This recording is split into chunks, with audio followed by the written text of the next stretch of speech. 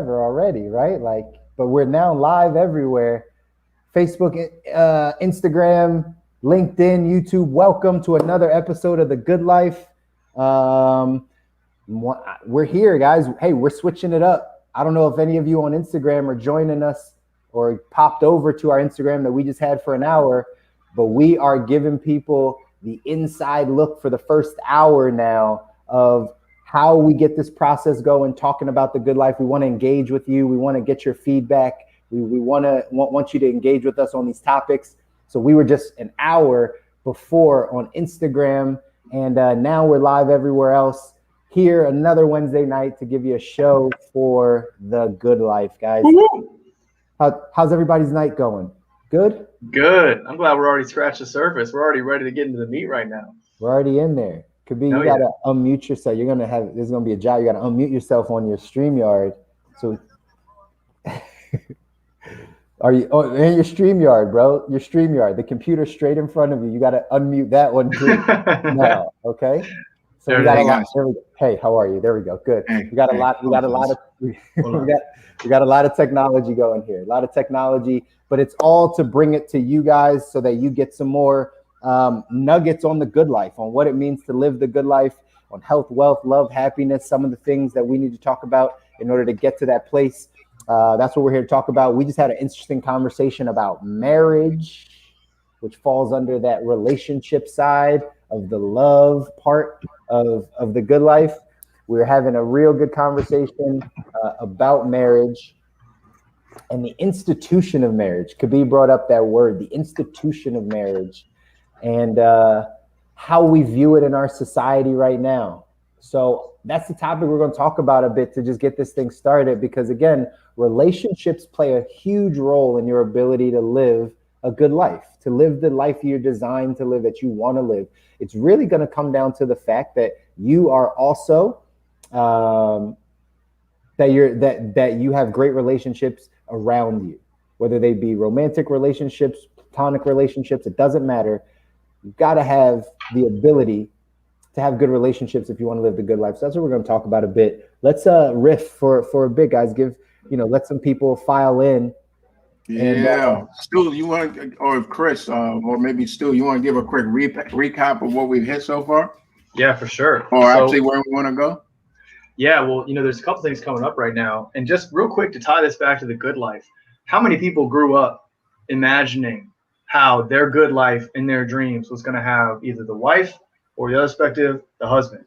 So like when we talk about marriage, I just want to make it real clear. We've all, to some degree, I think there's a couple of exceptions to the rule, but we've all had this ideology placed on us that the good life has to have the wife or the husband. We've all, and this kind of dives into this institution of marriage. I mean, like every Disney thing that was put out there, man and a woman, like connection, like that's like, I think the most ridiculous one is how the woman's always like in some ridiculous situation until she finds a man. So we could go into that for a long time. But to me, what we talked about before was all of the different, I think Kobi brought it up, the different like 3 levels of a marriage. Like, the contract of compatibility and you wanting to choose and spend the rest of your life and what that definition looks like, the legality that's tied to it, the family aspect that's tied to it, and how your family culture or your family's decisions are either subconsciously or verbalized as what you should be taking into consideration. Like, is it really just you and this person making this decision together, or does your family have something to say about it? And how large of a voice does that family get? Could be even brought up an example, like, if there's if there's pushback from your family on who you want to choose as your wife, what do you do with that? And I think there are some people that decide to go with what the family says. There are some people that decide to go with what their heart says and what they're saying as a couple. So I think we really touched on a lot of different things. And I think another favorite point that came up in the prep to this whole thing, which we don't on Instagram, from 7 to 8 right before this, y'all. So the other important point that came up was communication and how things change from when you get married to like your viewpoints that change as you get older, both together and separately. Maybe you got something going on there where all of a sudden, like, one person's growing in one direction, one person's growing in another. What do you do with that? Well, we're all of the same mind that you talk about it, because I think the biggest thing in any relationship, if we're gonna make this, a bit of, you mentioned earlier how relationships are a fundamental piece of the good life. To me, the fundamental piece of any relationship is open, honest communication, even when it's hard. And a point I didn't get to, so I'm gonna go ahead and drop this now and then hand it over to Kobi, is we were talking about how it's hard to be honest with your partner, but it's actually easier in the long run because you don't dig yourself into a hole. You don't create a rift in where you guys are going. And all of a sudden one day somebody's like, hey, I got to end this. And the other person's like, I thought we were doing fine. What the hell is this? Exactly. So yeah, man, I mean, that's happened to me. And it's not fun. And those things can be completely taken care of if you address the little things at a time. Like, anyways, that we talked about a lot of different stuff. So marriage as a fundamental piece of the good life. Where are we going to take this from here, fellas? Listen, I pulled a few things up here. Hey, real quick, Greg just agreed with you, Stu, right? That direct, honest feedback, real time, always. In real time, yeah. Great job. Shout out, Greg. That is awesome. Thank you, Greg, for that comment. What is man. CLTC? Do you know, Chris? I don't. All right, sorry to put you on the spot like that, man. It's okay. There's a lot of those things, those what are they, suffixes that I have no idea what they are. Yeah, acronyms. Yeah. So I thought this was really interesting, man. This is coming from theweek.com, and it hits on how old is the institution, right? The origins of marriage. And this thing goes, I thought maybe I'll read this out because I think it's kind of interesting to put this into perspective as to like where I'm coming from historically speaking. Because, all right, it goes, how old is the institution? The best available evidence suggests that about 4,350 years ago, for thousands of years before that, most anthropologists believe families consisted of loosely organized groups of as many as 30 people, with several male leaders, multiple women shared by them, and children. As hunter-gatherers settled into their agrarian civilization, society had a need for more stable arrangement. Said who? I don't know. Yeah, where did that come from? Yeah, that's what it says, right? Instagram, fact check. Yeah. The first recorded evidence of marriage ceremonies uniting one man and one woman dates back as far as about 2350 BC in Mesopotamia. Fact check. Who knows? Over the next several hundred years, marriage evolved as a widespread institution embraced by ancient Hebrews, Greeks, and Romans. Notice, forget all the black people, right? But back then, marriage had little to do with love or religion, right? So this is where I want us to pay attention. Marriage's primary purpose, according to these folks, was to bind women to men and thus guarantee that men's children were truly their biological heirs. Through marriage, a woman became a man's property. In the betrothal ceremony of ancient Greece, a father would hand over his daughter with these words: I pledge my daughter for the purpose of producing legitimate offsprings. Among the ancient Hebrews, men were free to take several wives. Married Greeks and Romans were free to satisfy their sexual urges with concubines, prostitutes, and even teenage male lovers.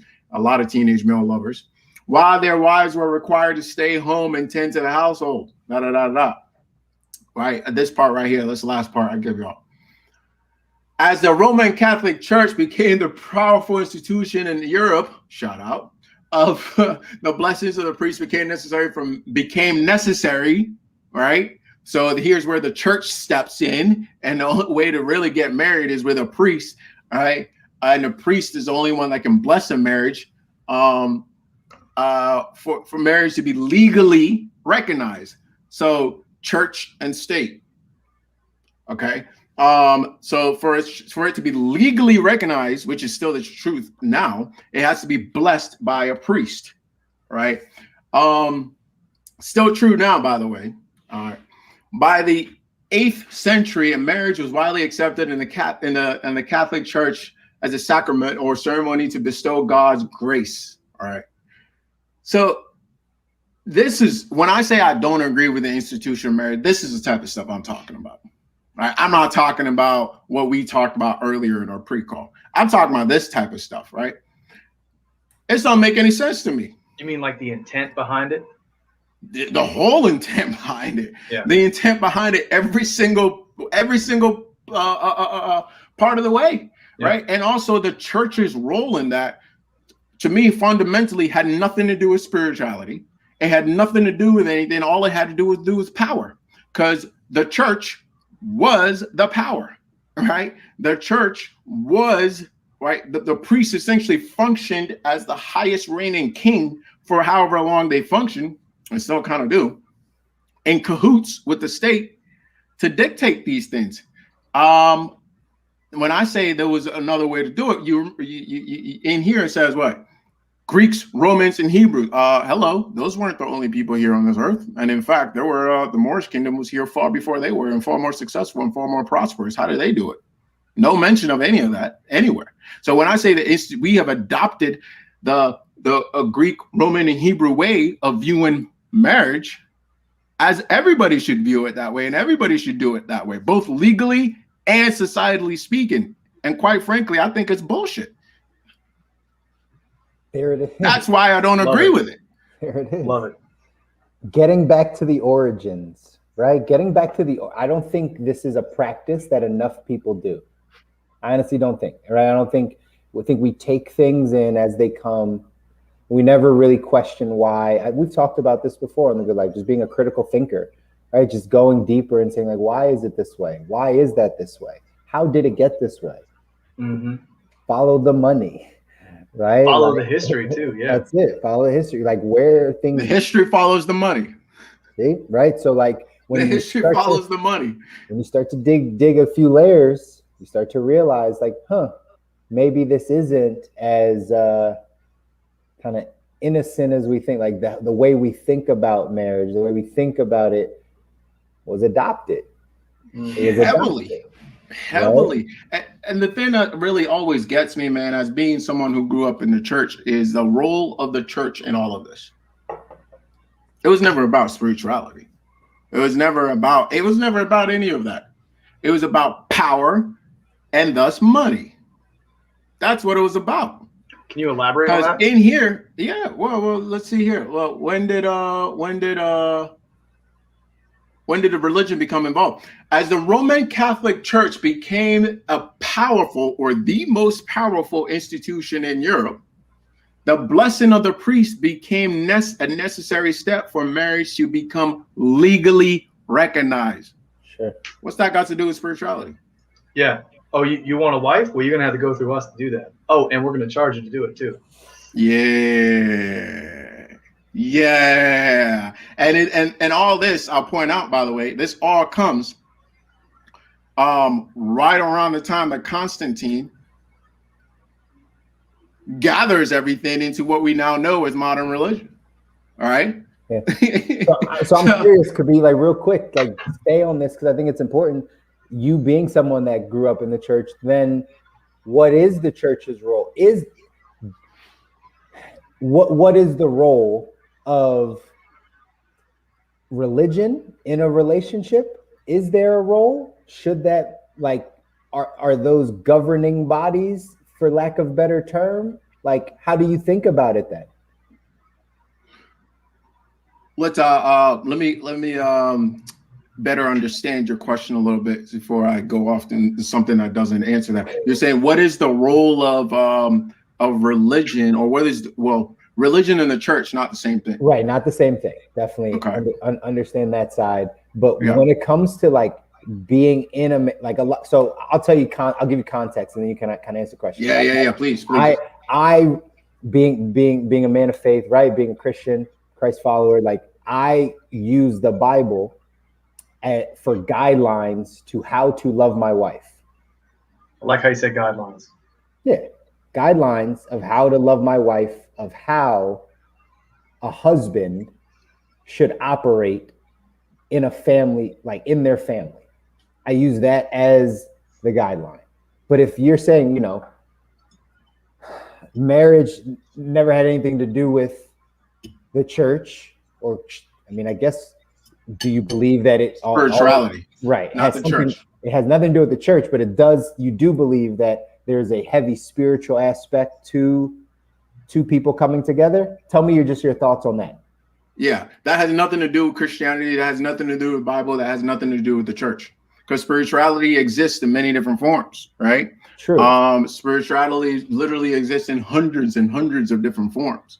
So what the Roman Catholic Church has successfully done is indoctrinated us to believe that they are one and in the same, and they're not, right? So, and two individuals can unite,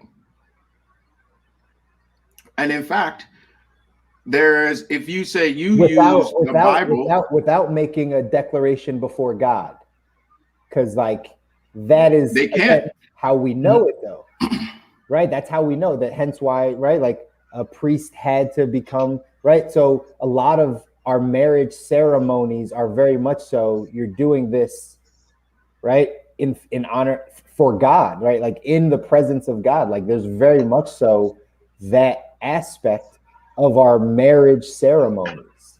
And do you think if you're talking Christianity in the West? Yeah. You don't think? But there exists the other half of the world.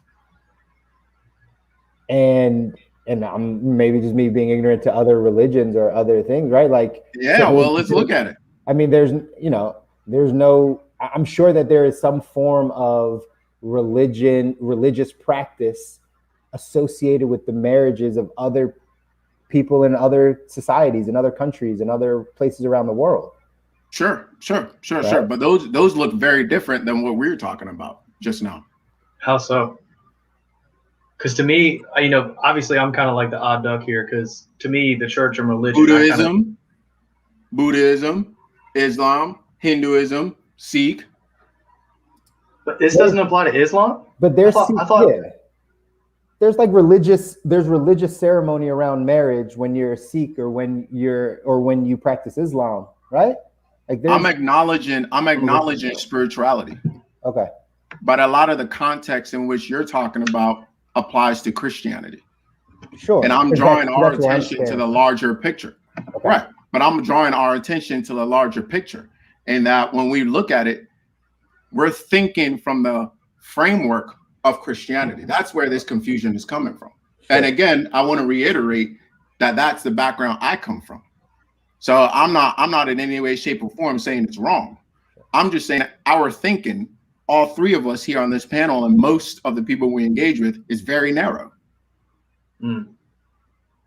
Because there's so many other ways around the world that people practice the joining of two people. So many, and not just the ones that you and I can recognize, but those that exist even in I can point to various parts of various parts of Africa where you can't even Google it. It's not even really here as to like how they function and what guidelines they use and how they go about it. I still acknowledge spirituality, by the way. I still acknowledge that. But I'm saying the paradigm from which we're coming from, right, is very narrow. Right? Super narrow. And I think that's part of the problem. That's part of the problem, because it doesn't leave room for that, like for that one-on-one that you were describing a little earlier. It doesn't leave room for those things, for some of those things that some people may create to be okay. Sure. Yeah, because there's only one path laid before you. If there was better education around how marriage is defined in other parts of the world, it would make it, I can actually say this as a fact, it would factually make it more likely that people are inclined to question and make a decision for their own on what their marriage is going to look like and who has their hand in it, religious wise or government wise or family wise. I fundamentally agree.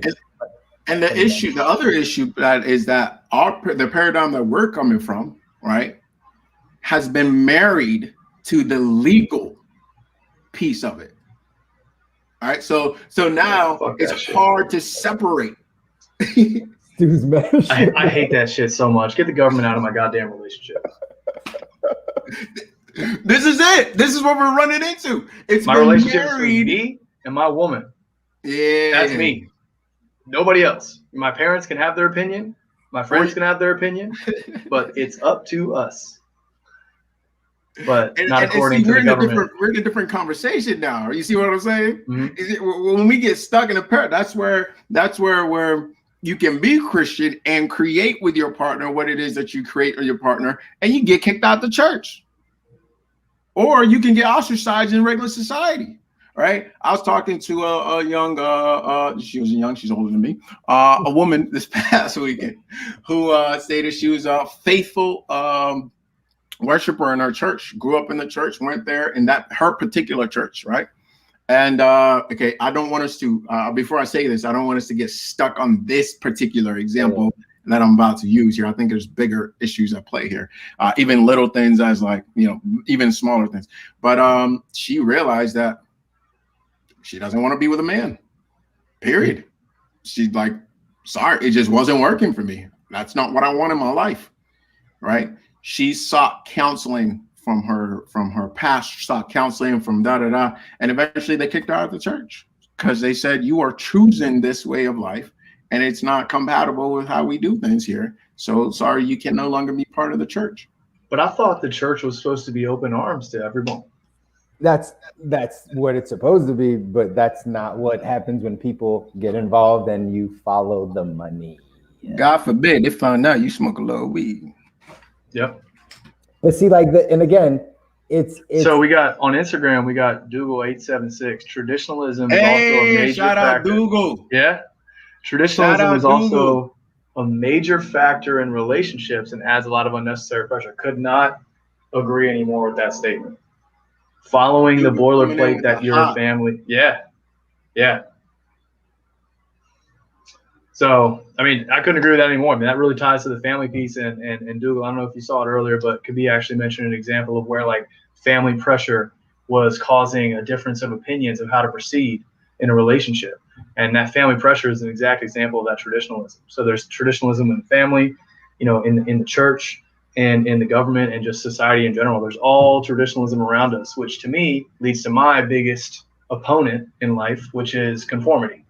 So I really think that's an underlying thing on this show is our ability to push back against society's norms. And because technically what this is becoming more and more apparent, society's norms actually don't help you get to a good life. No. Right? They don't. No. We'd be out of the job if it did. That might be it. And the thing that's really interesting, fellas, I want to put on the table here as well is like, it's like, I'm a man of faith.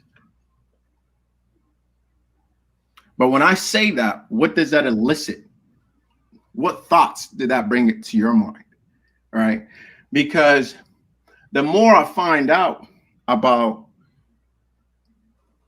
the context of faith that I grew up in, the more I realize that this was decided, created by a small group of people who literally went around the world and pushed it on everybody else. Yeah. Now, when I say created, I mean literally the Bible that I say a man of faith and I put out, that's not even the complete work. Mm-hmm. Right? Constantine literally goes out and says, I will decide what y'all get to read and call holy and put out. Then, and if that's true, and if what's true here is what always gets me is that like, if that was it, how on earth do we have this division and this division and this division and this division and this division and this version of Bible and this version and this version and this version? Religions. I could keep going. You get my point? Mm-hmm. So I look at it, I'm like, hold on. What was the true intention of these individuals? I'm sure some of them would definitely are here, they believe, right? But the original intent, the more I look, the original intent was not what I thought it was. It wasn't to set people free. It was to set people in bondage. Religion. The original intent was not to set people free. It was to actually set people in bondage. Yeah. It was to set control and to empower the Roman Catholic Church and their various divisions afterwards. So they get all the offerings, so they get all the money, so they make the rules, so they actually get to choose who is king and get to crown who is who and get to choose what is what and get to do what is what, right? The church does not approve of this union. You know, you see that shit in like movies and stuff all the time. Yeah. Yes. Although I'm over here potentially saying hi to little 6-year-old Simon. It's a problem. It's a huge problem. And once again, guys, I grew up in the church. So I'm the first to raise my hand here. I ain't speaking from something I don't know. I'm speaking from something I've seen with my own 2 eyes. You know, it's something I've seen with my own 2 eyes. And I'm still a man of faith. Please don't get me wrong now. But that and what man has created ain't the same thing. Not at all. And that's 1,000% right? Like, I would love to hear more about that. Oh, sorry, go ahead, Chris. No, you're good. I mean, I agree with that point. Like Jefferson Blefke, I think that's his name. Jefferson Blefke wrote a book called Jesus is Greater Than Religion. And that started me on the journey of like understanding like the separation between these two, Stu. And I know that was a question. Yeah, right. Like there is a heavy separation between religion and, like Kobi is saying, spirituality, your creator, your relationship with, right, whomever you call the universe, your creator, whatever that is. But there's a stark difference between man-made religions and spirituality and your ability to connect with the person or the being that created you. That's it, right? And there's a big difference. And we're going down a religious path here because it's important, right, to have the conversation. But like, it's a big difference. And gives us the context for what we're talking about as it comes to marriage, because that's how it was developed. Because before this, where did people love each other? Yes. Did people have babies? Yes. Did people have unions and agreements? Yes. Did people have all of these things in place? Yes. Yep. Yes, they had all the elements there. So what's been now rearranged into what we know, that's what we're questioning. Yep. So I got so much I want to say on this because I've always been so curious about the difference, the specific. Like I understand, I think some of the high level stuff, but like the specific differences to you all about religion versus faith. Because for me, I don't know if I've ever gone into detail with you guys about my spiritual beliefs, but I don't really think it matters. That's my opinion on spiritual beliefs. I'm gonna do what I think is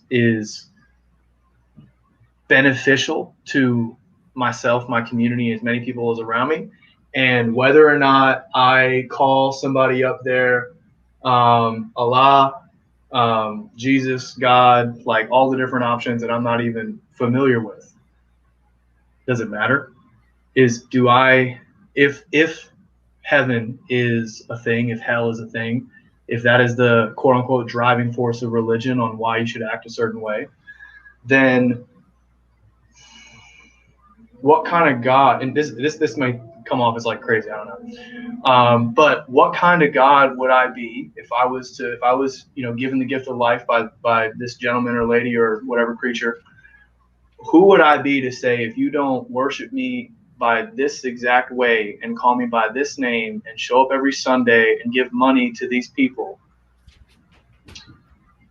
you don't get to come into paradise. I don't really care whether or not you try to do good in the world or if you were a fucking terrible person, but you confessed. So to me, the whole thing just never jived. So I basically I grew up, I mean, hell, Kobi and I grew up in a very, very similar church setting through our school. I think he had different church on the side than I did on the side, but in school, like, just things did not make sense to me. And the whole time it just propelled me to atheism. And then here recently I've been noticing that some things just seem too coincidental. So it's allowed me to step into a bit more of an agnostic role. So maybe, I don't know if I'm a man of faith. I'm definitely a man of numbers. And to me, if I just run all these fucking equations in my head, man, if this person gave me life, I'm simply trying to use this life to do the most value and I can for my community, whether or not I, address you in the right way or practice gratitude in the right way, like, doesn't matter, because I've seen wars fought through history. I've seen just people like ostracized, like we were talking about earlier, for different types of beliefs. So that's my whole thing on it. But that is, first off, it's a real thought. Aaron said he's happy to hear about it, Stu, because that's how he thinks about it. Right? Word. Aaron, I appreciate you saying that, man. That actually provides me a lot of comfort. Thank you. So and to be honest, bro, like, it's definitely a real thing. Like, it's not the first time I've even heard somebody say it, right? Like, because everything you said makes sense, right? Makes sense from how we think about it. Could be. I'm curious to hear you, man. I'm curious to hear your response to it. I'll say this.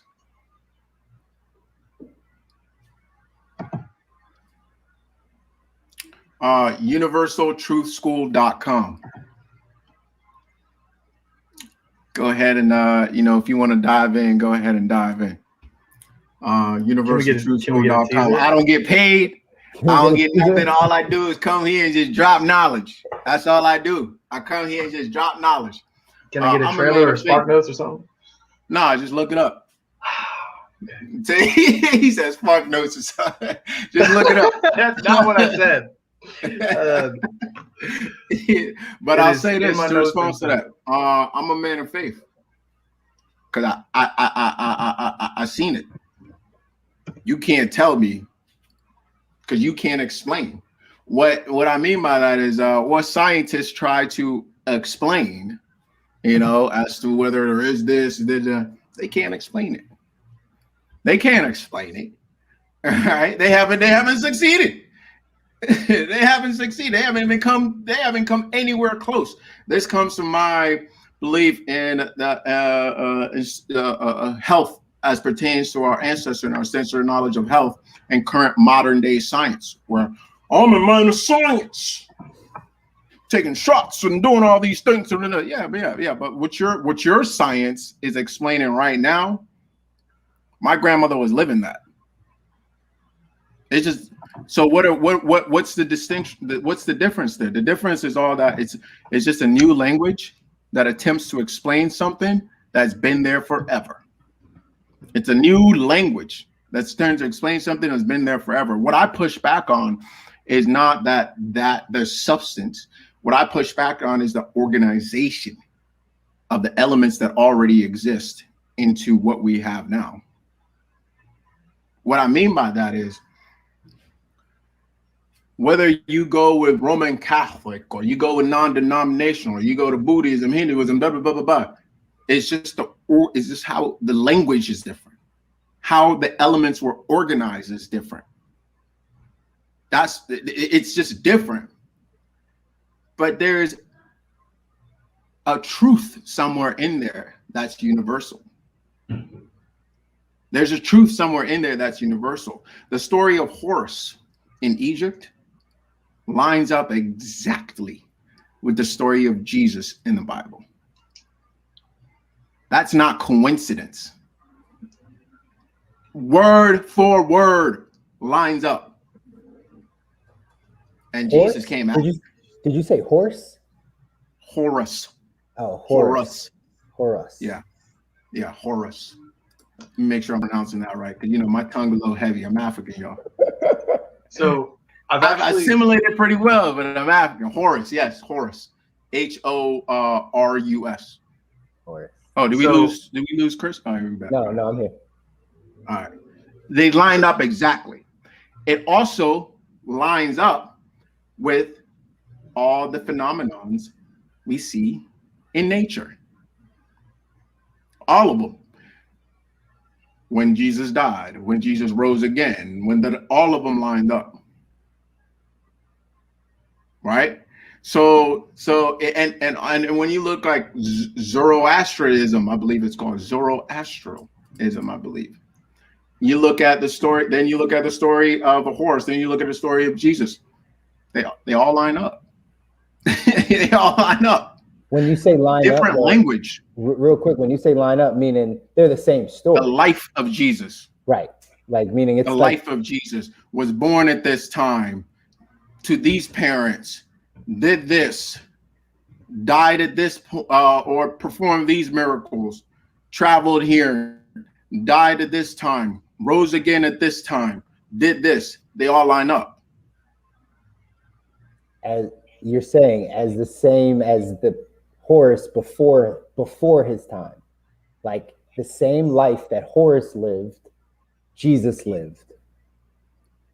Correct. Like all the same, right? So 100%. Got you. So zero deviations. Where like let me ask the question. Like let me go down. What is the book that we find Horus in? Where do we find his story? Is it like that story just like was hidden because of the Roman Church and and even in that side, right? Like when you really get to the split of Catholicism and Christianity as we know it today, right? There's things about Christianity that Catholics don't believe, right? Like I have not been the studier of world religion, however, right? But Catholics don't believe that Jesus rose again, if I'm not mistaken, right? Like they don't believe in that part of the story. Like I'm not aware of that. What? Huh? I am not the person to ask about this, but I am shocked by that. Like I'm not aware of that. Like I thought that was Judaism. Is it Some Judaism? Catholics don't celebrate Easter? I believe they do believe that. I think they do, but there is a difference, and I think you're right. It is Judaism that just believes in the first, like the Old Testament, basically, not the New Testament. Correct. I believe all Christians believe that he rose again. Jesus rose again. Okay, gotcha. Correct. So either way, all Christians. Got you. So either way, right? Just getting. But there is differences to your point. Sure. That's why they split. But let me say this: they didn't split because of spiritual reasons. They split because of the money and power. Straight up. Religion. Straight up. And this is my whole point. Yeah. This is my whole point. Go ahead, Stu. I got a favorite example, and we've all read about this in the history books, but we don't see that when we're kids, and we don't think about the larger meaning. I believe it was King Henry VIII that just changed his mind on women and doing whatever the hell he could within the bounds of the Catholic Church to continue to change his mind about women until he was like, you know what? Y'all are just kind of getting on my nerves, so I'm going to create this whole other thing called Protestant. I don't know what it is. But I'm going to create – yeah, it's Protestant something. And we're going to break away from you guys so I can get divorced and y'all don't have anything to say about it. Yeah. And as kids, we're like, damn, that dude's an asshole. That's like literally how we're brought up. I mean, he literally had one of his wives decapitated, I believe, and just over some bullshit. And I feel like I'd be a great person to put on like Drunk History, that TV show. But the long story short, that is a perfect example of how someone just decided that there was a new way to worship the Lord because it was convenient for their personal agenda. So if it happens once, it's plausible. That's what I want to throw out there, because I love popping closed-minded bubbles. Just think, ask why, okay, if it happened one time, is it possible that it happened again? And we just heard a couple of history examples from the beginning. And I'd like to toss up just a philosophical question. So I agree with you, Kobi, that, I guess this whole universal truth thing is probably based around like, the commonalities in religion and what the one is. But long story short, I grew up and we were taught about the main pillars. I think we were exposed to at St. Chris, and I think St. Chris is probably in the same boat as a lot of other Western schools. So it's no knock on them. It's just what we happen to be taught. We were taught about Islam, Judaism, and Christianity, and then there were mentions about some of the other options out there. But to me, like each and every one of those had similarities. And I'm like, y'all are fighting over this? You guys have like the fundamentals, and then we got all these extra things. You guys are fighting over this. And what that leads, like, I think you can take that with two directions. Either there was actually an occurrence that everyone saw and interpreted differently, but there were some commonalities, or there was the very first person to come up with this as a way to control the masses, and consequently more stories branched off from there, which is why there are universal truths. So that's kind of my thing. I'll say this. I think most likely than not, it was a game of telephone. Yeah. All right. And Chris, to specifically answer your question, universaltruthschool.com. Right. And specifically, The Light of Egypt is the book that you want to start with. Right. Now, see, what's interesting, right? And that's where you want to start. There's a very, very, very long, right? And I want to remind you guys that every time a place is conquered, or no, what happens is what? First and foremost, what do they do? Well, so first they rape the women, kill the men, do all that stuff. But then what do? They institute what? Government, religion, laws type thing? No? They take all the books, keep the ones they want, and burn the rest. Does that remind you of anything happening today? Dr. Seuss? I don't know, banning shit on Instagram. I would go even deeper than that, my brother. I would go deeper than that. My whole premise of where I stand with health. And why I can stand strong when people say, oh, you crazy. Oh, you this, you that. Just get the shot. It don't mean nothing. I hate that argument. You've been getting that a lot, huh? You've been getting that one a lot, huh? Just get the shot. It don't mean nothing. I've had to defend that over the past 2 weeks, a lot more than I felt like I needed to. I had a stranger. Yeah, when society starts pushing you in one direction like that, when crazy. It's so strong, when propaganda is so strong, you got to sit back, do whatever you need to do, and say, my goodness, what does my gut say? Because the true universal truth, the true God, I believe, lives in all of us. But can you hear? Can you listen? Are you able to hear and see? You can't, because you're distracted. And that's right. That's why you gotta what? That's it. Yes. That's it. That's what I'm saying. It's a very spiritual this is the heart of it. This is the heart of it. So for me, this thing was health for me is deep. I don't care about your weight loss. I love you though. I don't care about your this, that, and the third. All that are benefits. They're sides. They're side benefit. The truth of the matter is that what really matters is, can we get back, you individually get back to listening to that truth in you? And can you get back to that sixth sense that connects all of us to the point where we're not committing atrocities to our brothers and sisters? Because see, the interesting part is and when you look at the similarities in all of these things, in all of the religion we talk about, when you look at the similarities, what do we see? We see first and foremost, fall of man through what? Through food. And we also see, right? And then we see that these things that we now see are just normal. Oh yeah, you can eat the meat as long as you drain the blood. Oh, you can do this as long as you do that, bro. Oh, Oh, you can eat your brother if you're really, really hungry. Oh, it's a slippery slope. It's a slippery slope, right? Because the truth of the matter is everything does matter, right? And these little things that we now take for, oh, but what do you mean? Just a little bit of that, just a little bit of this, just a little bit of that, just a little bit of this. Slippery slope, y'all. Slippery slope, right? It's a slippery slope. And nobody is a bad person. You're not bad. You're not terrible. You're not whatever. It's just we have had centuries of slippery slopes, do-do-do-do. And it doesn't even have to do with us most of the time.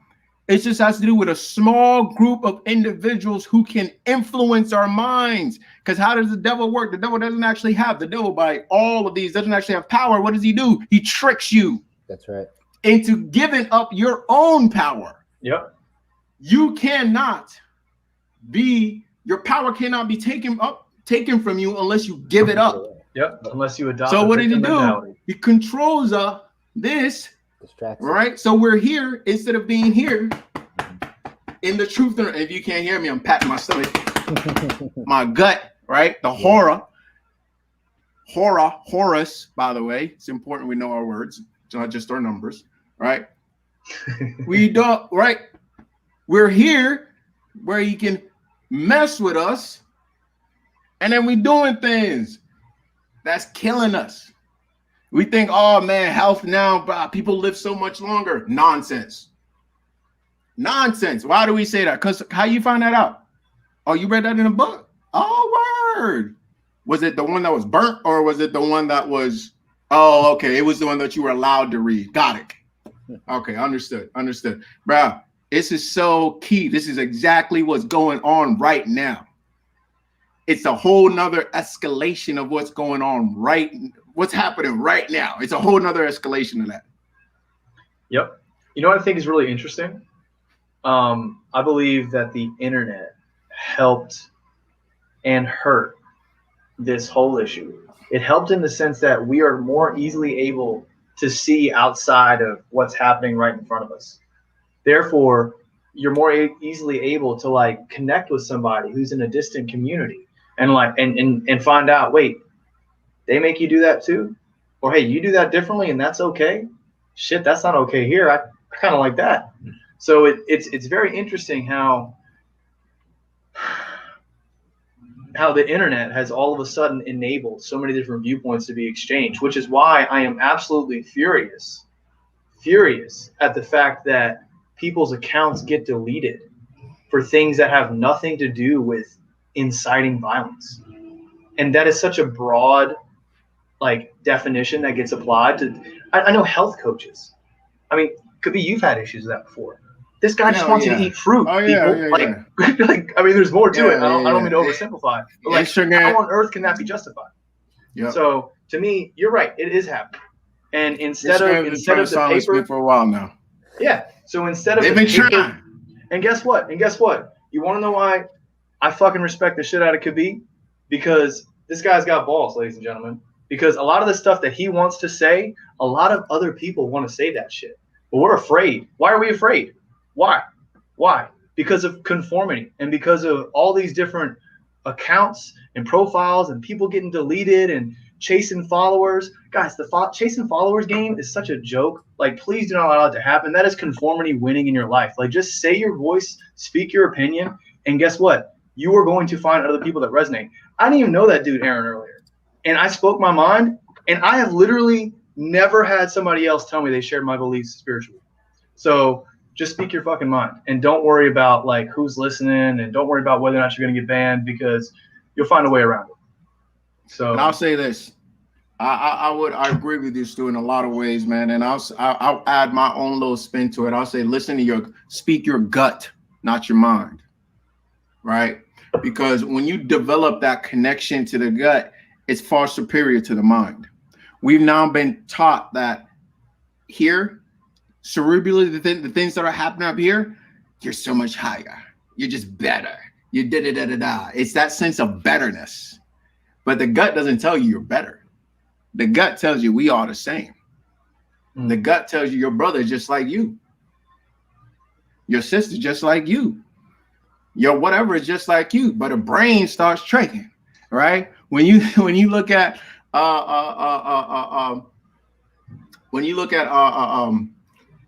Esau, Jacob, we gotta pay attention to this.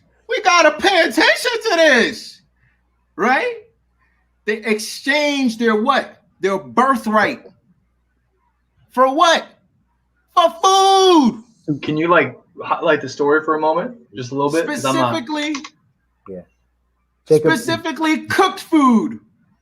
Jacob Go ahead, Chris. I probably got to leave this one to you. But Jacob and Esau were brothers in the Old Testament, right? Who was the favorite? So Jacob was second. The oldest? Okay. No, Esau was. Esau had the birthright. Yeah. Right. Esau was the firstborn, had the birthright. And Esau goes out hunting, comes back, didn't catch anything, comes back hungry, says to Jacob, hey, let me get some of the food, delicious stew that you're cooking on there and what you doing. He says, okay, sure. But to do that, you give me your birthright. Because the firstborn has all the birthright, So and he traded, he's like, yeah, fine, whatever. Traded his birthright for a bowl of soup, dog. Because he was hungry. Yeah. And guess instant what? gratification as exemplified in the Bible. Now we can this all is much deeper than we're talking about. We're not gonna get too, we're already pretty deep, but we're not gonna get too deep. I just want folks to really understand that a connection of health to me is much deeper than money, is much deeper than any of this stuff, because it really connects. It really allows you to see the levels of layers of tricks that's been played. Unless you're able to strip down those layers, not only will you never be healthy, but you'll also never be able to regain that sixth sense that connects all of us and actually is the solution to all the things we say we care about. World hunger, all these atrocities, all the isms, just to include all of them, all the isms, all this division. We continue to divide. But see, when you divide, it never takes us up. It only gets us into smaller and smaller boxes, right? And if those things would work, if those things worked, we've had a lot of smart people walk this earth. We would have been solved these problems. We don't need our kids to be the future. That's nonsense. We would have been solved those problems. The problems that we're looking at, we cannot solve from the same paradigm that we're looking at them from. Right. And they won't allow us to look at it from those paradigm because they'll keep your attention. They'll keep bombarding you 24/7. Hustle, right? Rat race. I gotta do this. Never will you stop for a second, cut the noise, focus, right? And tap into and heal yourself and tap into your gut and then realize, oh, I got to go back to the farm. I don't actually need any of this stuff. It's all actually a trick. Right? And people will push, man. But it's for me, it's my central message for the rest of my life. This is my central, this is it for me. Because the more this thing develops for me, the more I realize, all that peace, all that stuff we're looking for, all that connectedness, all that love, all that stuff we're looking for comes from that. From that is the process. That's how we get there.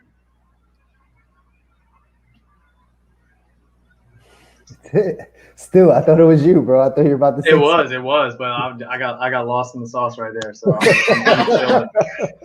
listen, Aaron, and why am I blanking right now? Greg? No. Ash. I need all these clips. I pay for all of them. I need all these clips. This is it right here. I need all these clips. Don't cut me short. I need all these clips right here. That's right, everyone. That's it. Because this is, again, this is a matter of getting the information and applying the information that's actually going to produce the results that we want to get to the life we want, right? It's come full circle with everything that we're talking about, right? At the end of the day, you have to get new information. You said something key, that the paradigm that we look at these problems with has to shift in order for us to change the problem, right? The paradigm they give us or that we look through keeps us in the same rut, keeps the distraction, keeps right, bombarding us. So that's actually the shift that has to happen. We have to change that paradigm. Who was it? Was it Einstein that said a problem can't be solved at the level of consciousness that it was created? Right. So like at the end of the day, like if this problem got created in this paradigm, at this level of consciousness of how you see things, then it can't be solved at the same level. You have to get to the next level to be able to solve the problem. And so that's what we're exposing. Yep. Two things come up from that. One, to put the paradigm and the shift in a different verbiage for some other individuals. The definition of insanity is doing the same thing over and over again and expecting a different result. Yet we are continuously told to take the same route, and we have the same government structures and bipartisan government and just all these different mechanisms around us that are continuously saying for the US, 200 plus years, of this is how we're going to solve things, because this is the party and this year is going to change everything. And I think, to me, all this can be answered with one thing. Like you said, like an elevated consciousness is able to solve the problem of a consciousness below it, reworded but in a different phrase. How do we do that? We do that by having coaches, not even just coaches, speakers, the right kind of influencers, artists, everything. People just being themselves and working and becoming healed so they can pass on what it's like to be a healed individual to their kids. And part of being a healed individual is learning how to make your own decisions and not just trust this institution to teach you the right way, because that enables you to be tricked. Just as if you would not want to have weed or alcohol or heroin or anything else dependent, like you being dependent on those things. Why do you want to be dependent on an institution that tells you how to live a great life, but they cannot provide that? They cannot, like, whatever they're doing isn't working. So my thing, trusting your gut is an absolute part of every. So for me, y'all know me, I come from like an engineering, numbers, like whatever, construction management background. I used to think it was all about mindset.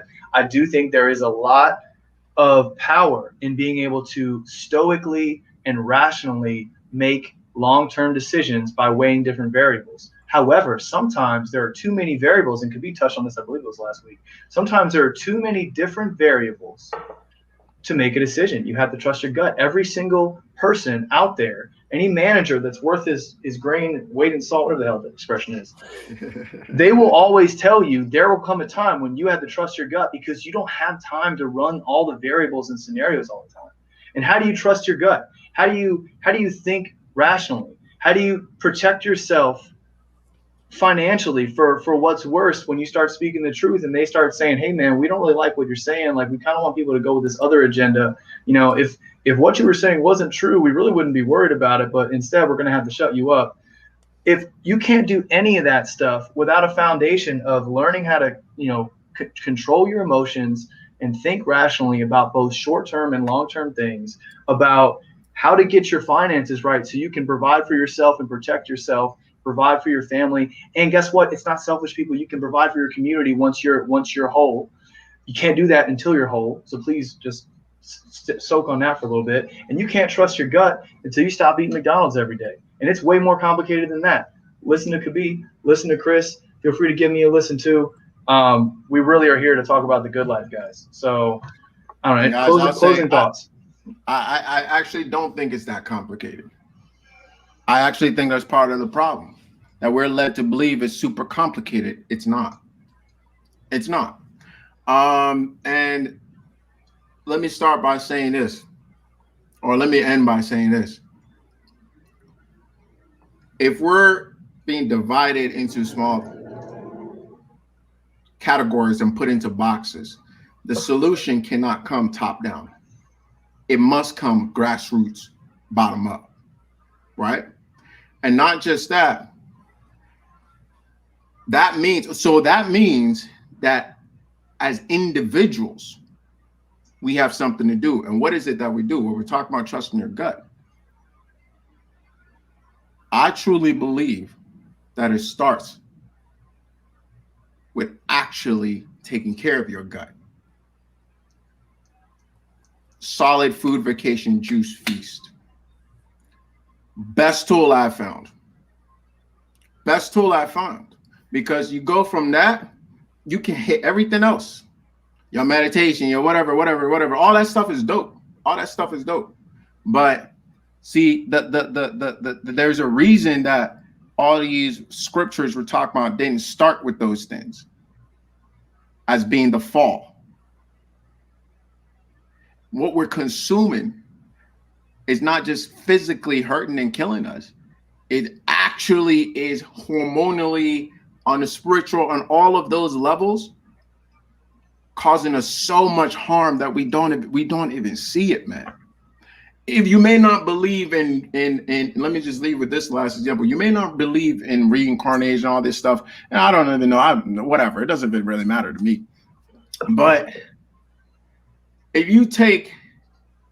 you're eating a burger every other day or so, just consider that for a second. We know for a fact, whether you believe in modern science, whatever, that carries information.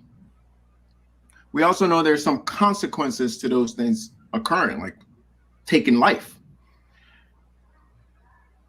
When you're consistently altering your hormones, when you're consistently altering your DNA, when you're consistently altering these things, how are we going to get to a place where your gut working like it was designed to work?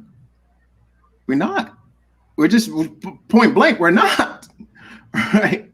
I felt, guys, I grew up eating meat, guys. I'm not even talking about just meat, by the way. I'm really not even just talking. I'm talking about consumption on a whole, because it's much deeper than that. I grew up eating all of these things, and I've been there, and I've been to the different version of you're not the same person. You don't think the same. You don't move the same. You don't act the same. You don't see things the same. If we are all at that level at once, that elevation of consciousness, that's what it takes. Individually elevating and getting that, redeveloping that sixth sense that we all have, but it's now dormant, and we're putting it to sleep by all the things we're consuming. That's where we start.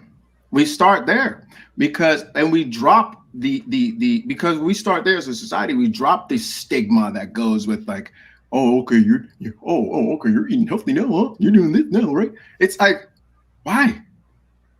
Somebody makes a good decision, bro. Why are we trying to? Why? Because you're not elevated. You trying to pull their leg down. That's crazy. Why are we doing that? Right? The closest people to us too will do this. The closest people, the people we love the most, will do this. So that's why I say this. Listen, this is my mission. This is what I'm doing this year. This is what I'm doing probably every year after this, is to really introduce as many people as possible to how do you elevate that level of consciousness, right? How do you elevate? I'm not saying I got all the answers, but I found one that definitely works. I found one that certainly works. And the more people around you do it, the easier it gets. And that's what I leave folks with. Like really, really, really, it's time for us to really, really get society is full of shout out Dougal. Shout out Dougal, man. Dougal on Instagram dropping nuggets over here. That's my guy, first and foremost. A beautiful example of this stuff that I'm talking about, by the way. That man dropped damn near 100 pounds. Not just that, completely shifted his whole family around, shifted his finances, shifted everything around. This man right here is an example of what I'm talking about, as like us getting to a whole new level. We can do it. It's very doable on an individual level, then on a group, on a family level, then on a community level, and then we go this way. Ain't nobody coming to save us nowhere. No leader coming to save us. Nobody's coming to save us. So you are your brother's keeper, right? I am my brother's keeper. That's why I'm sharing this stuff. And guess what, guys? I don't make hundreds of thousands of dollars doing this. I don't. Right? You come to me, you can't pay for my services, bro. I got you. Because what I'm doing is beyond this fake fiat monetary system that's out here. I take gold bars though. Yeah. I just play it, but that's it. Hey, it's a good life, Chris. If you want to take us out, we're done for today. That's all the nuggets you get for today. You join us next week, you're gonna get more. There it is. That's the way to end it. For those of you that hadn't checked in, we're not going on Clubhouse afterwards anymore. We're doing a pre-show, so now you can join us at 7 p.m. Eastern, which is 4 p.m. Pacific, only on Instagram. Live on Instagram. You get a chance to check us out, have the conversation before we jump into this live, where we go from 8 or 5 p.m. Pacific all the way till 9 to talk about, again, these incredibly important topics. Hopefully, right? And again, I know these guys. For those of you that are listening that maybe don't know, like, hopefully you check them out, right? Like, hopefully you go give Stu a follow. Hopefully you go give Kobi a follow. Like, hopefully you're saying like, hey, they're telling me things that I want to be able to learn, that I want to know, all of that type of stuff. And that is where it starts. Just like Kobi said, right? We are a brother's keeper. You're not going to get this information from the top because their job is to distract you. So you have to get it from this level. And these are some quality people to get that information from. We want you to live the good life: health, wealth, love, happiness, all of the things. We started this conversation talking about marriage. We ended it talking about health, which seems to be the root of all of these things. And that's why we got to get to it. So we want you guys to win. Let's go make this thing happen. Well, thanks for checking in on another week of The Good Life. We'll be back next Wednesday. Join us on IG Live and then back here on Facebook, Instagram, and YouTube. Guys, enjoy the rest of your night. We're not done. We're not done. We're not done. Keep living the good life, guys. Later.